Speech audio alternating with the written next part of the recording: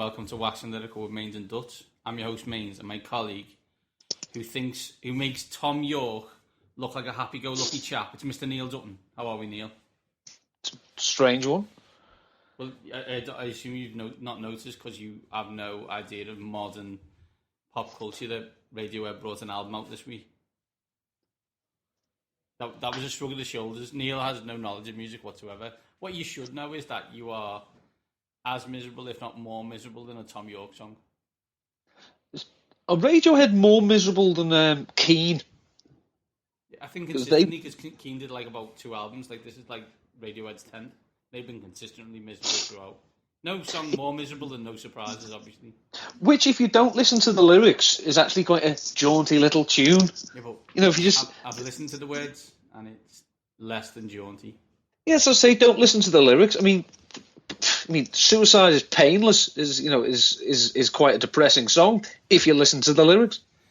Yeah, there's a fatal flaw in your logic of not listening to the lyrics. I'm more of a words than a well, you could just anyway. You could just listen to most modern songs and say, well, if you take out the lyrics, and there's a reason, because they're crap and people can't write lyrics anymore. Yeah, touche. So this week, Dutton, we finally do it. We tick off all the boxes of the Around the NFL pod team and get the boss, Greg Rosenthal, on to talk all things of his life in NBC, Roto World, and around the NFL. Talk about his Pats fandom and a little bit of NFC East, even though he doesn't really want to. Indeed, it was a long chase. We got there. Never give up on your dreams. Never give up on your dreams. Also, obviously, Weird World. And then to wrap up the show, Neil wants to talk about his favourite sport and a sport that I also enjoy, and that's cricket, as they're about to announce the test squad for South Sri Lanka later this month. Mm-hmm.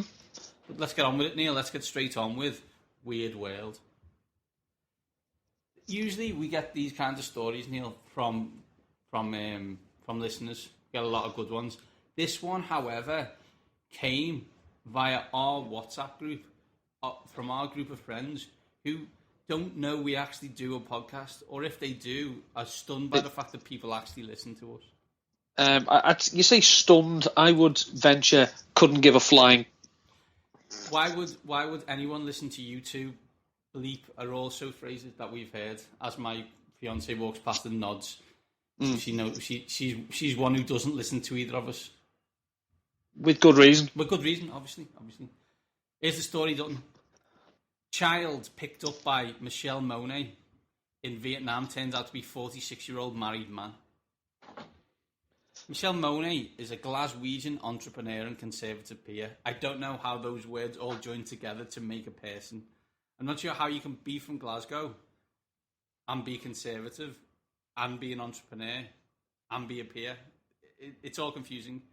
But, and not once have I heard a word rhyming with hunt. Yeah, exactly. Scooped up what she thought was a 6-year-old to pose for a photo, but it turned out she was holding a 46-year-old fully grown married man. To make matters worse, the incident unfolded on a stage at the Entrepreneurs Conference in Vietnam.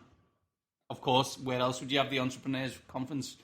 In front of an audience of 3,000. Okay, the 40-year-old Baroness of Mayfair, who was the founder of lingerie company Ultimo, Neil. Have you heard of Ultimo? Never heard of it. You don't even know what lingerie is. Knickers. It's the most embarrassing moment ever, she says. She thought he was a 6-year-old, picked him up. He's a man, she wrote on Twitter. Why would a 6-year-old be in an entrepreneurs meeting? The incredible business acumen that the average 6-year-old shows. Have you seen the picture of said man? Yeah. He does look young, like. I'm not saying he looks like 6, but he definitely looks like he couldn't have 3 kids. The quote I liked is, he stunk of cigarette smoke and his fingers were yellow from nicotine. And you still picked him up. But I thought he was still 6. Yeah, you thought, bloody hell, well, come on, let's have a cuddle. Picking up a small person thinking they were a child is, if that's your most embarrassing moment, you haven't lived long enough as far as I'm concerned. No. I mean, the lesson here is don't pick up small people. They don't like it. They don't like it. And our friend Melia, who doesn't listen so we can give him as much abuse as possible, is a ringing endorsement of this, as he is a small person. He's normal height. I don't know what the definition of normal is, though. He says normal. He doesn't like average. He's normal. Because he's like 5'4". We're the freaks, apparently. He's one of the characters from Land of the Giants, is he? He did. I think he may once have resided in Lilliput. Well, there we go, Dutton. There we go. Next story, Dutton. This is one of my favourites. Exorcism course compulsory for Spanish university students. Students in Spain have been enrolled on a compulsory course about exorcism. The University College of Barbarin and Colin has invited a priest to provide the seminar in The Evil. The course will cover everything in the fields related to the devil, exorcisms, and being possessed, and hell.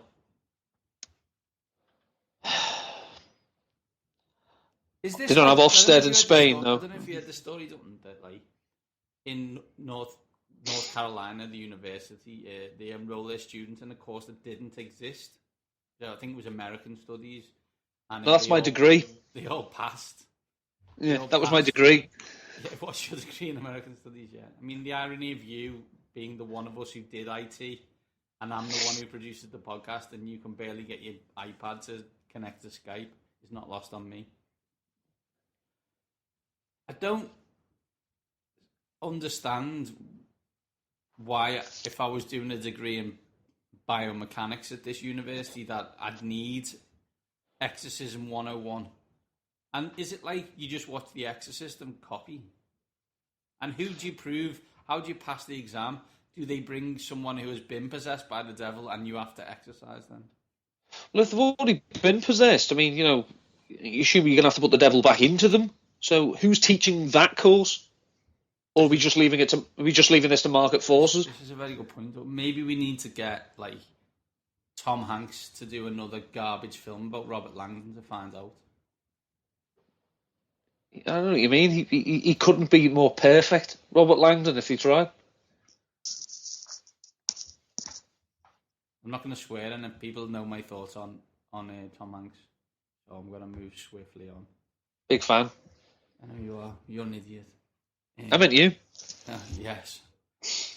Our next Weird World story is close to home, and that home is Rainford, and that person is Neil Dutton. Neil, does it get any weirder than a Kate Dutton dream? Well, I was, when I woke up this morning, straight into the act of telling me about a dream, which one of those is like, yeah, this is going to be great. This, I really can't be bothered. But apparently, in her dream, Kate was in some kind of play area with the girls, and it was then taken over by terrorists. And they wouldn't let they were locking it down. Kate then asked if she could go shopping, but said she'd come back, and they let her, and she came back. But then, worry ye not, a hero returned. It was my dad, who asked if he could have a bag of crisps. The terrorist said, "We've only got ready salted," and he said, "Oh, I don't like them," and he left. I think there's a few things we need to discuss here. Kate watches too much American TV. Must be so much Why crap. is she buying ready salted crisps? Even in a dream, that should not be allowed. And who has a hero that looks like your dad? No, very much. It was my dad who asked the terrorists for crisps. And they only had ready salted. That sums it up. Only terrorists had ready salted crisps. Gavin. I'm eating Mars bars at the same time and vanilla ice cream. Perhaps a lot of them. It's throwing down a Twix like there's no tomorrow. I love a Twix, he says, muttering under his breath. If you've got a Weird World story, you know what to do. Get it over to me and Dutton. Our joint podcast Twitter handle is @waxing_lyrical. You can contact Dutton @ndutton13 or myself @Mainsy7. It doesn't have to be from the internet. If you've got a story of a ridiculous dream your partner's had, please send it over. Or tell Jeremy Kyle. Or tell that dude who does the Scouse dude who does the Scary Ghost TV show. Good old Derek. That's him, Derek Acora. You know the one, Dalton. Well done. Thanks for reminding me. I actually have on the rare occasion I eat fruit, I have an implement that takes the middle out of apples, and I call it Derek because it's a Cora. So we spoke to Greg Rosenthal earlier this week. As you can tell, I'm just ignoring that joke. We got to. It was a privilege, obviously, and it was our final piece to the Around the NFL puzzle. He'd been avoiding us. We'd been outrageously persistent. But as you will find out in the interview, this bodes well for us in the future. And here is us talking to Mr. Greg Rosenthal.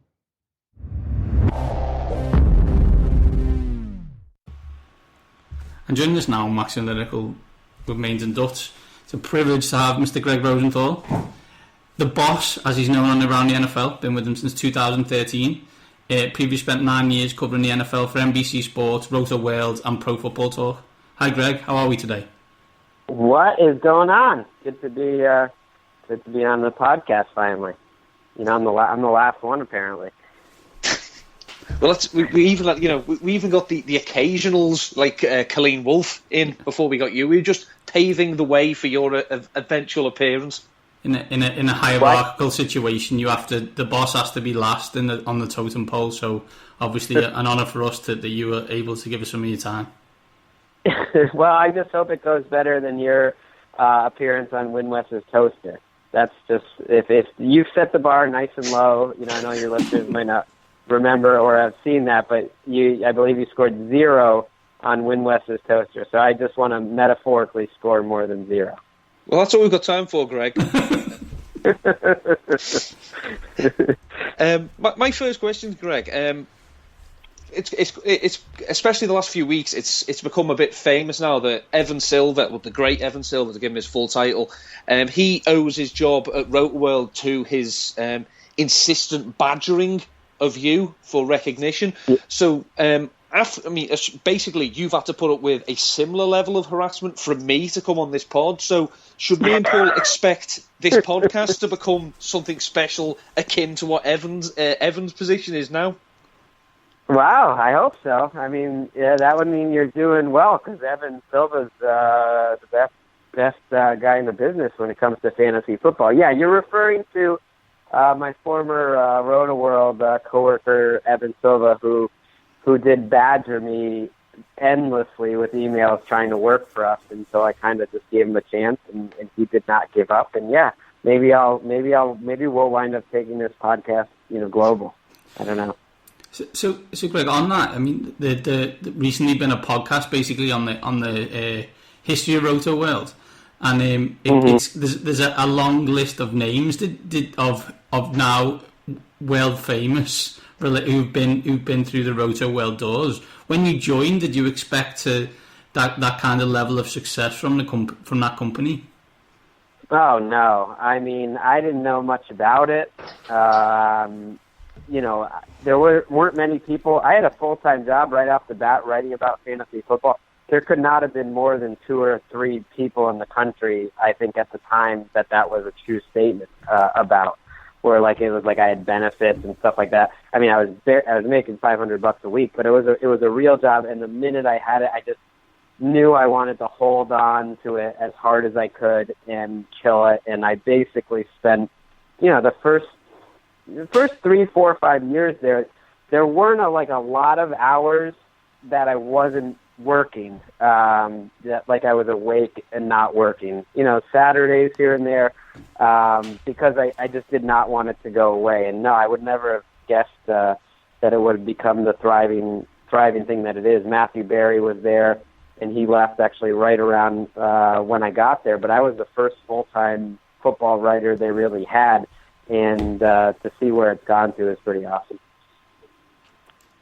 You've written recently about my team, the Washington Professional Football Team, that could have nine starting jobs up for grabs. Is this due to my thoughts that there's actually now healthy competition within the franchise, or I know you guys on the podcast really do hate talking about the NFC East. So is it more a case of mediocrity? I think it's a little bit of both. I think you look at the defensive line, for instance, and you would think that Scott McLuhan, their general manager, he's really known for building from the inside out and, getting big guys up front. And you look at their defensive line, and if Chris Baker is by far your best player, I don't think that's a good thing, but he does have a lot of numbers. I think that's indicative of a lot of the rest of the team. Like they at least they have 7 guys who are competitive and NFL players, so that's an upgrade from where the Redskins used to be. But the offensive line, there's a lot of competition. Wide receiver, of course, will be competition. The offensive line, I tend to think that the Washington professional football team, as you said, I'll go by your rules on your show. I tend to think that they're going to take a step back this year. I mean, the schedule is not bad at all for the Redskins, but for the most part, I look at that roster and those 9 positions that are open, and I don't see a great roster. I think the Eagles and the Cowboys are right there and probably similar talent. Giants maybe a little further behind, and it wouldn't surprise me at all to see the Redskins take a step back and not make the playoffs next year. Yeah, I tend to agree that it sounds really weird, but I expect the team to be in better shape after the end of this season than it was at the end of last season. But as you said, have a worse record. But I'm not necessarily overly concerned about that in terms of franchise building. I want a team that's good every year, not good once every 5 years by almost accident.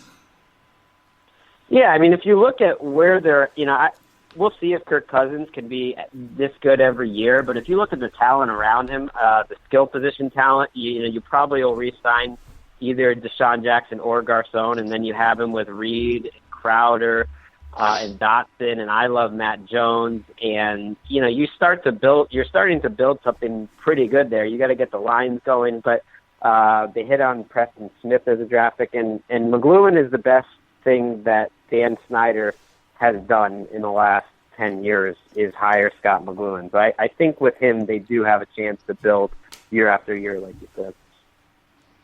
But we're looking at the Eagles again, staying in the NFC East that you don't like to talk about. I don't mind talking about it. I don't really like to watch it on Sunday Night Football or Monday Night Football after a while. Although I do think the division is a little more interesting today than it's been in the last few years. So I don't mind talking about it. I'm an East Coast guy. It's on TV too. I just think, when you look at the Eagles roster, obviously there's been a new coach, there's been a turnover of players, and obviously they didn't have an awful lot of draft picks due to, the package to go up and get Carson Wentz. Have I just got green-tinted spectacles on when I look at the Eagles and think, there isn't, aside from the secondary, which has been bad forever, isn't a particularly, it's not that weak a team, so they didn't really need, again, I don't want to delude myself, but did they really need to go out and draft 14, 15 players, or is the roster actually competitive, just apart from the quarterback position and the secondary? I agree with you. I'm more bullish on the Eagles than certainly anyone in the Around the NFL podcast. It's probably just about anyone. I think it's a playoff roster, even with Sam Bradford. To me, Sam Bradford and Chase Daniel, it's like if you can get the 20th best starting quarterback in the league out of them, or the 17th best, where the position's not killing you. I agree. I think the offensive line is good. It's really deep. The skill positions are okay. They're not great. But the front seven on defense is right there, I think, with a lot of the good NFC front sevens. And you mentioned the secondary is definitely weak at quarterback, but it's got a great safety combo in Malcolm Jenkins and Rodney McLeod. So I don't even think you can say the secondary is too weak. I'm kind of an Eagles believer. I think I would have them as my very, very slight favorite to win that division. I think them and the Cowboys are the two teams that I think will finish 1-2. And I don't think it's a great division. I don't think anyone's going to win 11 games or anything like that. But I agree with you. I don't think Carson Wentz is going to play this year because I think they'll be competitive enough that they're in the playoff race the whole time and they just stick with the veterans. Well, on behalf of Sam Bradford and his poor hurt feelings, let's hope that happens. Yeah, I mean, it could all work out for Sam if you really think about it. I mean, it wouldn't surprise me at all and it could work out really well for the Eagles. It would not surprise me at all if they go 9-7, win the division, or 10-6, win the division, and they trade him for a second-round pick or whatever it is to the Browns or some team next year. And then everyone is happy, I guess, except for Sam Bradford, who just got traded to the Browns. Well, it'd be nice if something finally went Sam's way. That $78 million he's earned over his career and $1 million per touchdown really hasn't worked it out. And Greg, you've saddened me a little bit because you've made Neil happy, and that's never good for me. And since Neil and I have been watching the NFL together, the Eagles have been the class of the NFC East. Although the Giants are the ones who won the Super Bowls. We won't talk about that, though, Neil. No worries.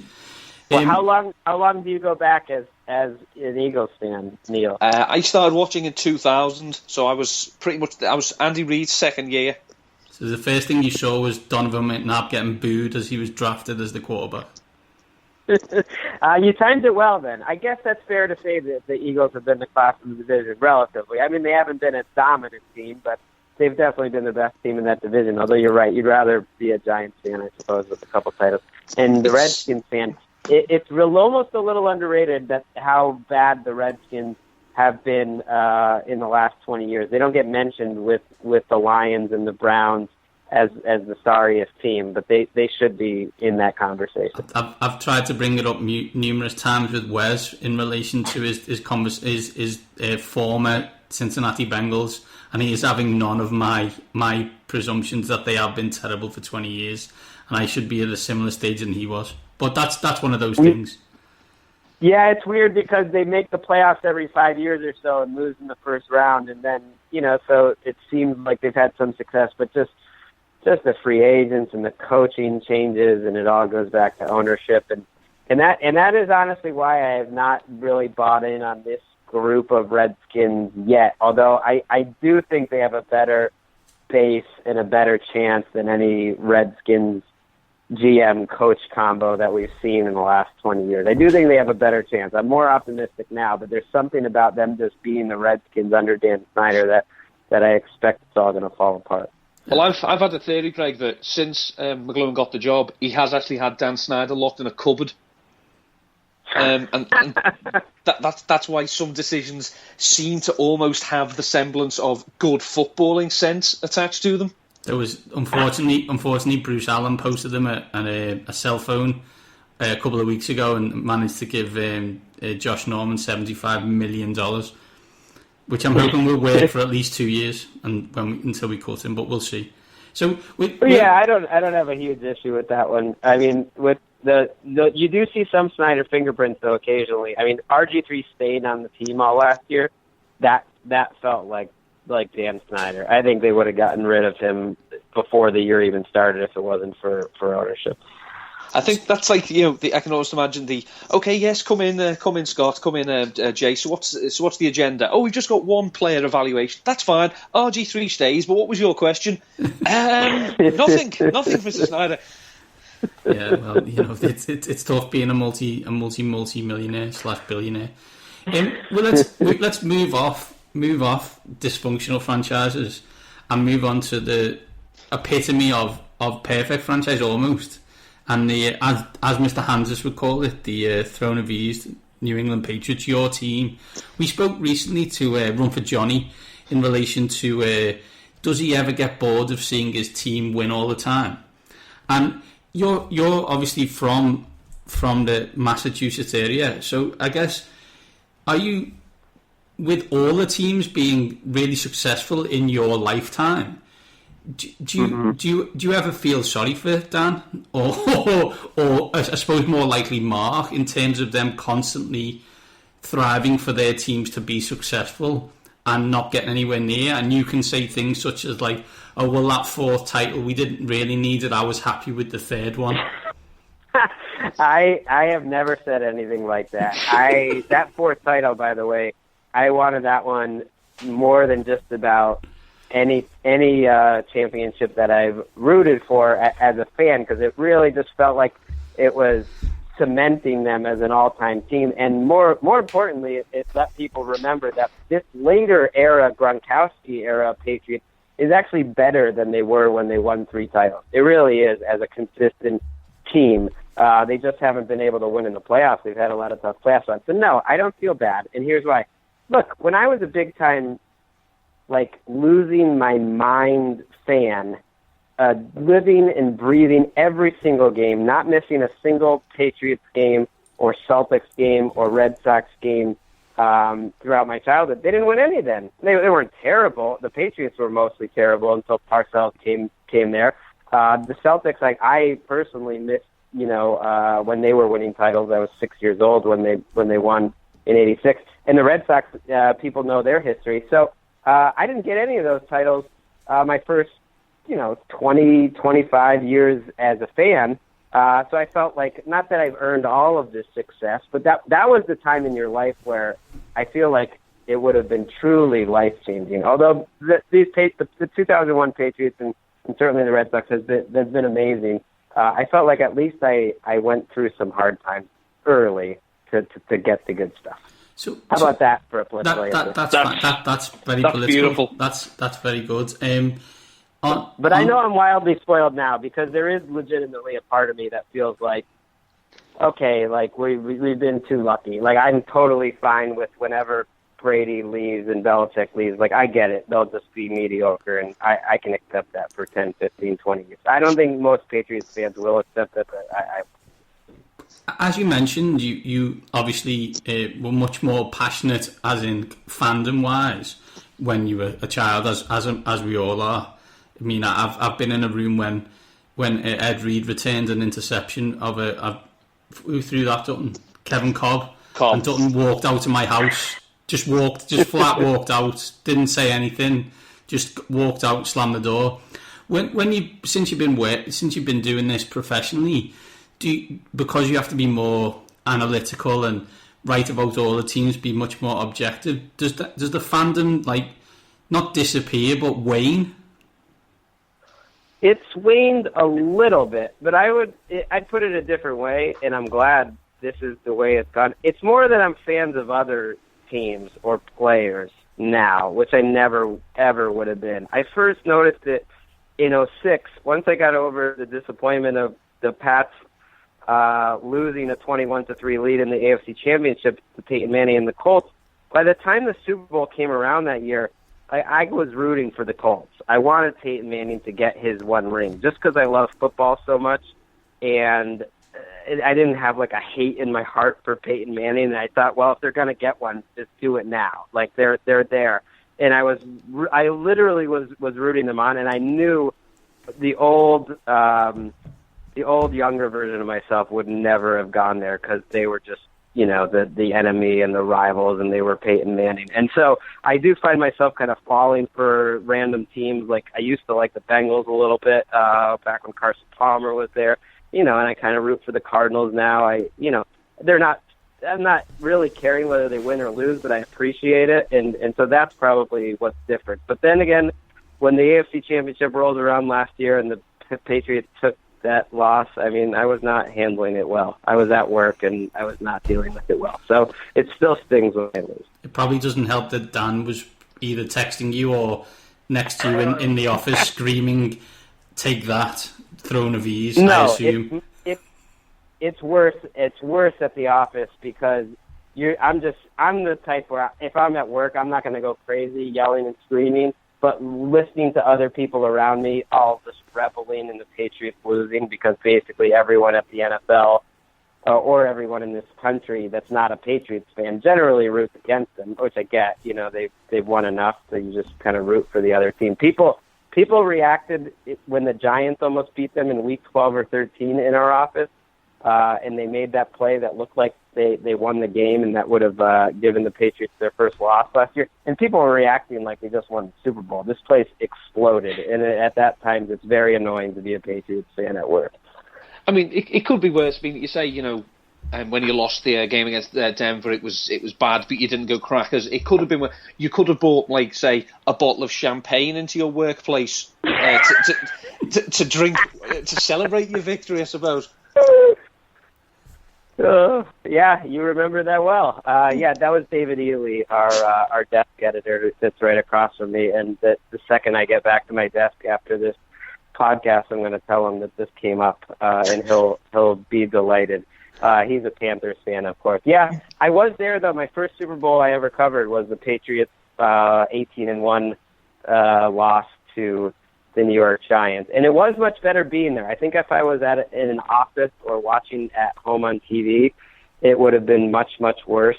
But when you're at the game itself, you're kind of just, I don't know, you're taken by the moment of actually being there, and you have to work and you have to write and you have to talk to these players. So it didn't start annoying me truly until the next day.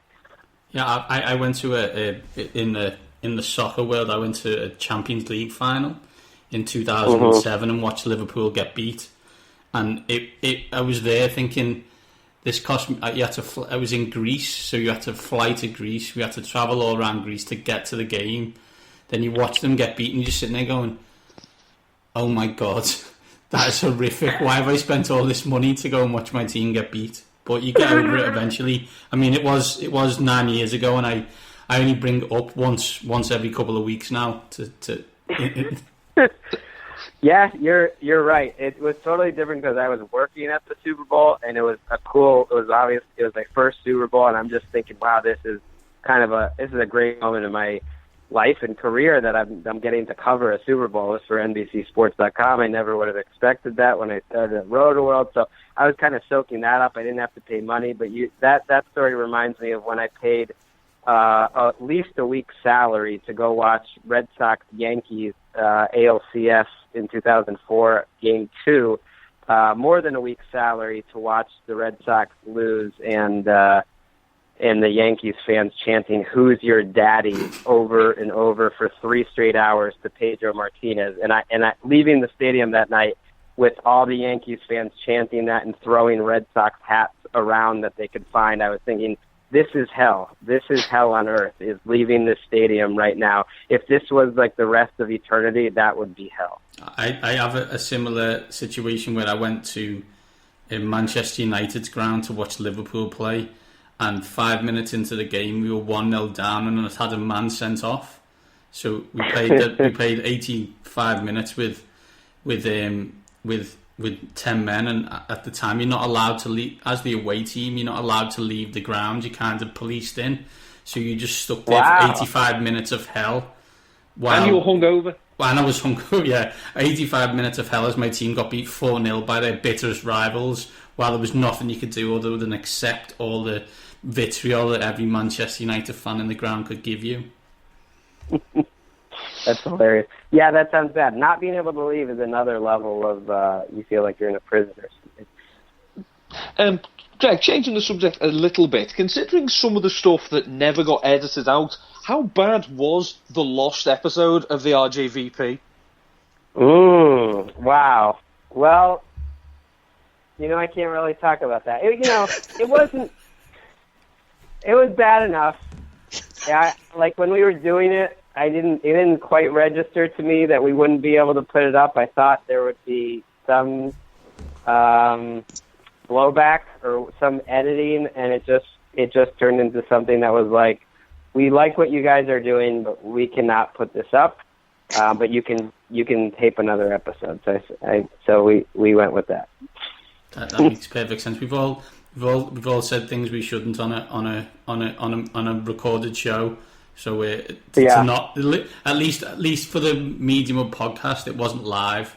I suppose it's someone can look at it and go, no, this isn't going anywhere. People, if you expect this to be on iTunes in the next 4 hours, you are seriously mistaken. I mean, you could express your liking for stale bread, for example, and someone record it and it be played a few times over the years. That would be embarrassing too. That would be a problem. I don't know if the NFL would prevent us from putting that up, but yes, that would be a problem. So Greg, final question from us. Obviously, next season, 3 games in London. Yes. And mutterings have started again of getting the whole around the NFL crew over to our soils to watch the games 1, 2, 3 whatever. The question we have as people in the UK and hopefully with listeners all over the United Kingdom, what can we do to get you guys over to London? Short of paying, yeah, obviously. No, I mean, we can't even accept that. So that's a great question. I think the hashtags, that we need to be probably a little more organized. The fact that I don't have a good answer for you is a problem. But we are working on this. I legitimately, inside scoop here.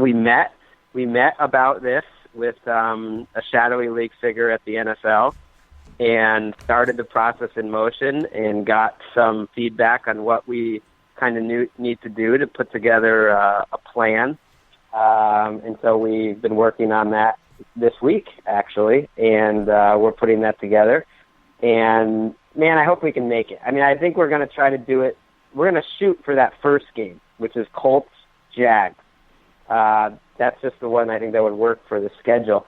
But you're right, that we really need to come up with a way to get the league's attention and get people's attention. Tweeting at the NFL doesn't do it. I'm trying to think what we will come up with a way, and this will inspire me to talk with the guys and come up with more of an organized way to just put the pressure on a $50 billion business or whatever the hell the NFL is to just send 4 pasty guys to London. We can do this.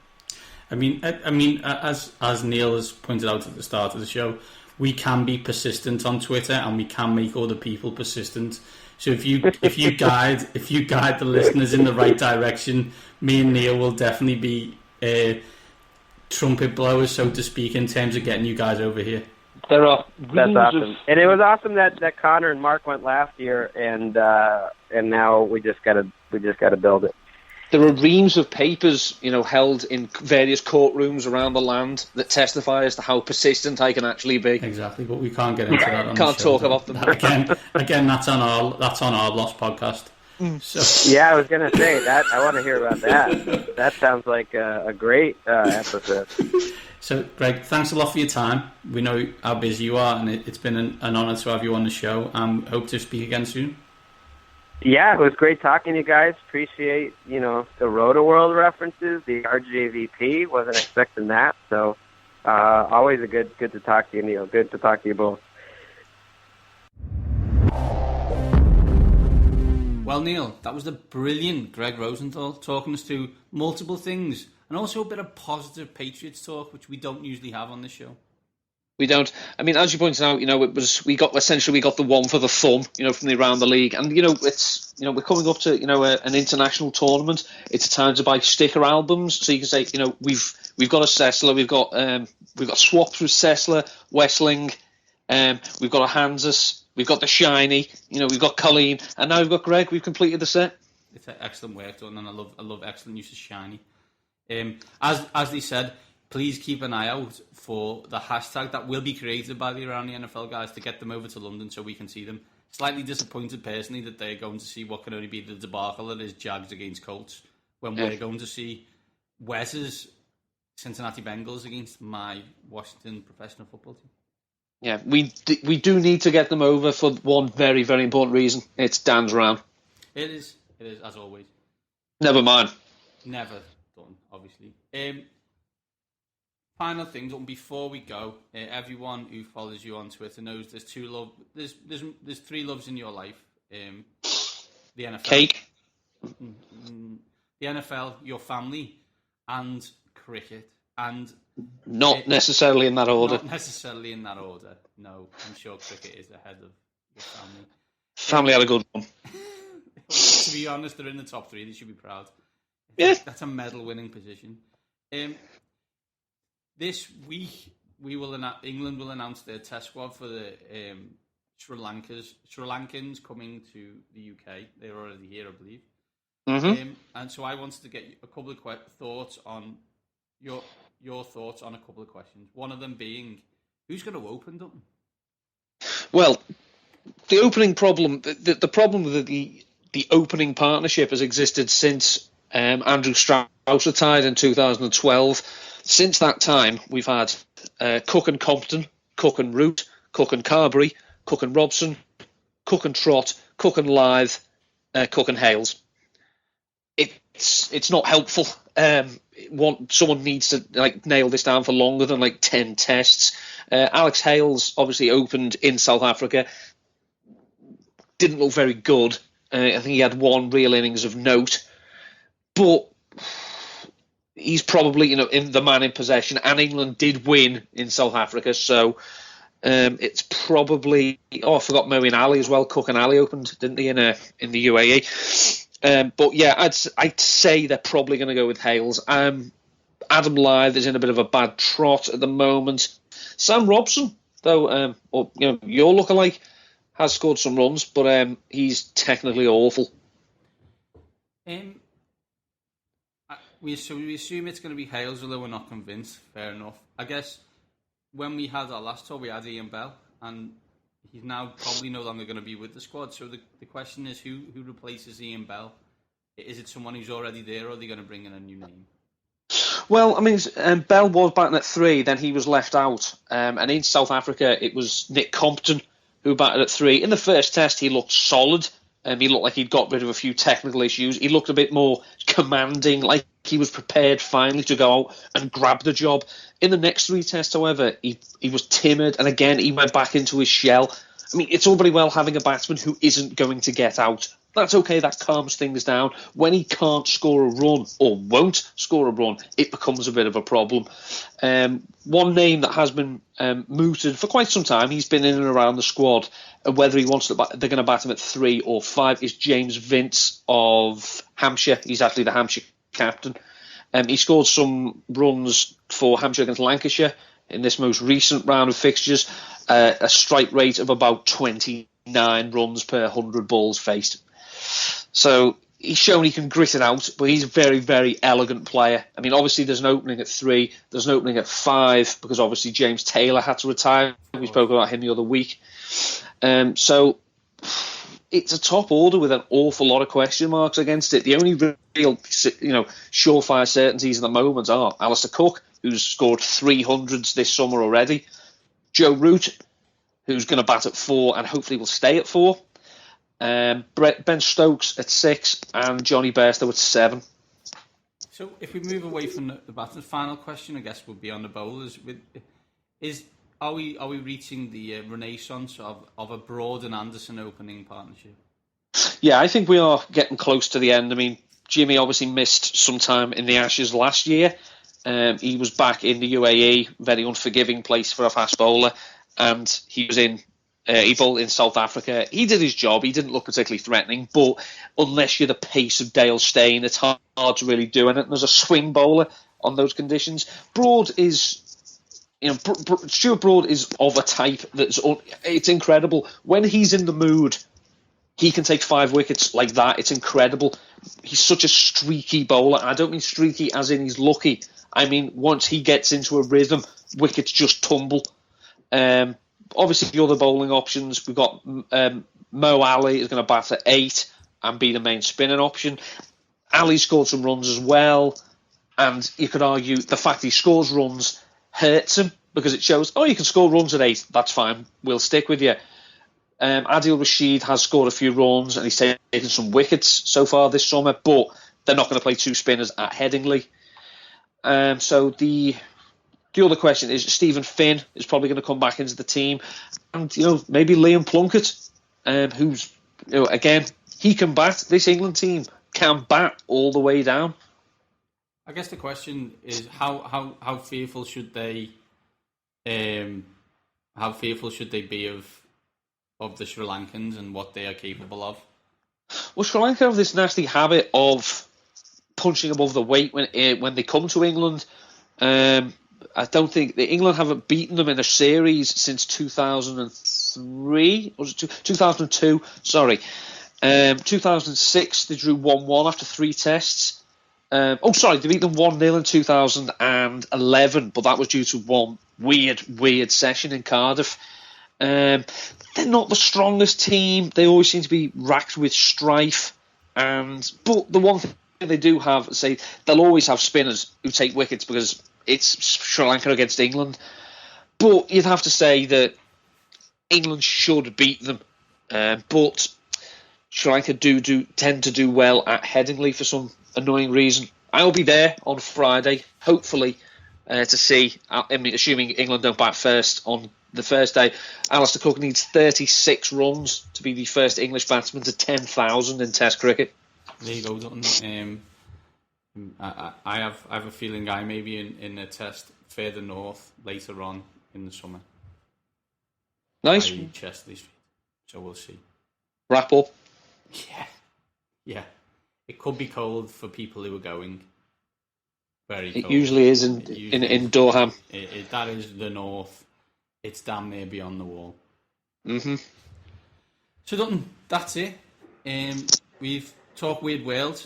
We've found out that your fiancé has some bizarre dreams about crisps and terrorists. And we defined anyone who eats ready salted crisps as a terrorist. We spoke to the brilliant Greg Rosendahl, who gave us a lot of his time. We really appreciate it. We know how busy the boss is. And then Neil gave us your thoughts on the Test squad. Any other thoughts before we leave, Neil? Sad news today that Tony Cozier passed away. One of the voices of cricket on radio and television, known as the Black Benno. He wasn't black, but he's from the West Indies. Wonderfully iconic voice. One of the sounds of all winter tours to the Windies. He's passed away age 75, and it's yet another sad loss for 2016. But it's another voice of my youth that has exited stage left. So thoughts with his family and friends, obviously, and the world of cricket as a whole. Absolutely, Dalton. Absolutely, I ringingly endorse those sentiments. This has been Waxing Lyrical with me and Dutch. Get used to it.